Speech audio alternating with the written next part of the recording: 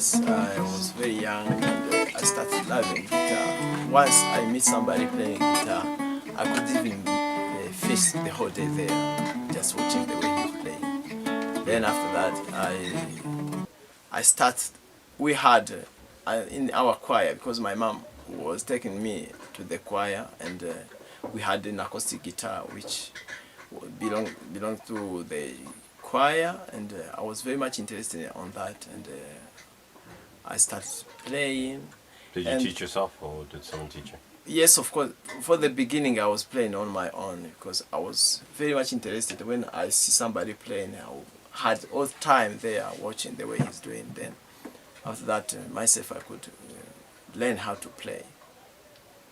And also, when I was at age of 6, I was getting some piece of wood and shape it like a guitar, and put some strings, not really strings, but nylon strings. Mm-hmm.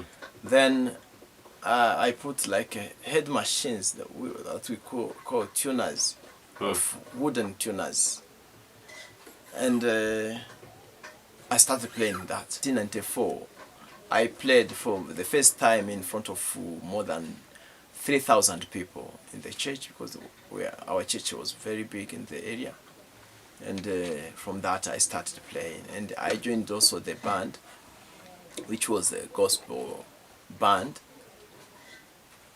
Then from there I could start playing properly up to now. And also because of increasing the knowledge of guitar making, in 1996 I got my certificate in carpentry. But in 1998 I met somebody, Mr. Mugomoka Chiboza Biamungu. Mm-hmm. He's the best guitar maker in the eastern part of the DRC. And I went there to buy a string. And when I've seen that the way he's making guitars, I asked him if he can take me as his student. Then from that, he accepted me. He said, just wait a bit. And the following year, in 1999, I went back to him and he said that we should start. And I started learning how to make guitar. But in 1998, I met somebody, Mr. Mugomoka Chiboza Biamungu. Mm-hmm. He's the best guitar maker in the eastern part of the DRC. And I went there to buy a string. And when I've seen that the way he's making guitars, I asked him if he can take me as his student. Then from that, he accepted me. He said, just wait a bit. And the following year, in 1999, I went back to him and he said that we should start. And I started learning how to make guitar. I started making my own guitars at my workshop. But in 2000, after I finished, I went to Rwanda. And I made 1 year and 6 months there. But the business was not okay. I went back to my home country. Then after that, I opened my own workshop. Everything was stolen there. The fifth came at night and have taken everything in my workshop. Because my teacher had already a good workshop, I went back to him and asked him if he can do me a favor to start working with him again, so that I can gain something, so that I can buy my own tools to restart again my own workshop. But when I came here, I had almost 2 years without doing anything because of the finance issues. I could not start without money because I just came as I'm here. But after 2 years, I met somebody, Mr. Biaombe Swede, and he was also one of my students here. We had a debate saying that because I came with just one guitar like this one, the same shape. Yeah, and I said, I'm the one made this guitar. He refused. When he refused, I said, what will you pay me if I make guitar for you? He said, I can give you my house. He had 2 houses. in the camp here, in the area Lisungwe. Then I said, I can make guitar. We debated for long, more than 30 minutes debating.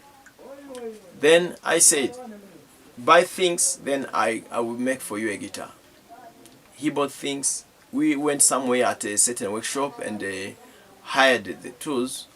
Then I made 4 guitars for him and 2 for myself.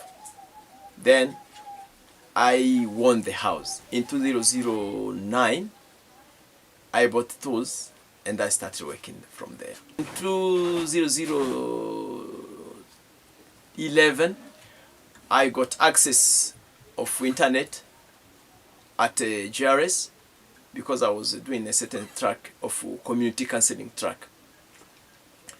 Then I had access on internet. I opened my page on Facebook, and also I opened a website. It's on a free website on webs. Then I started advertising my pictures of guitar making. The people who are buying my guitars are many from different countries, all over the world. Because I ever sold an electric Mando guitar of 12 strings in Norway. I sold also a mandola, electric mandola in Norway of 4 strings. I also sold a guitar, acoustic guitar, same color of this one, in Norway, acoustic guitar, and its video is on YouTube. Also, I sell my guitars in Canada, in Ireland, in USA, like this one, the left-hand guitar, this one. No, this one. The owner is in USA. Sure. Yeah, it needs to be finished, then I post it. That's excellent. Yeah.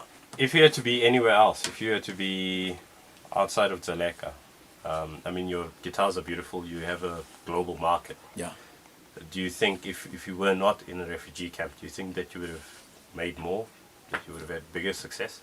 That's my project. If I will get access of opening my own business, I will. Now I'm having the project of having more students. I wanted to recruit 5 street young boy, and also having some people around the community here in Dzaleka, so that I can teach them how to make guitar. Because when I start making guitars here, all churches who had guitars were like got salvation, because many guitars were damaged here in the camp, and when they have realized that I'm doing a very good job here, and they started bringing the guitars, the damaged guitars, and they could repair them.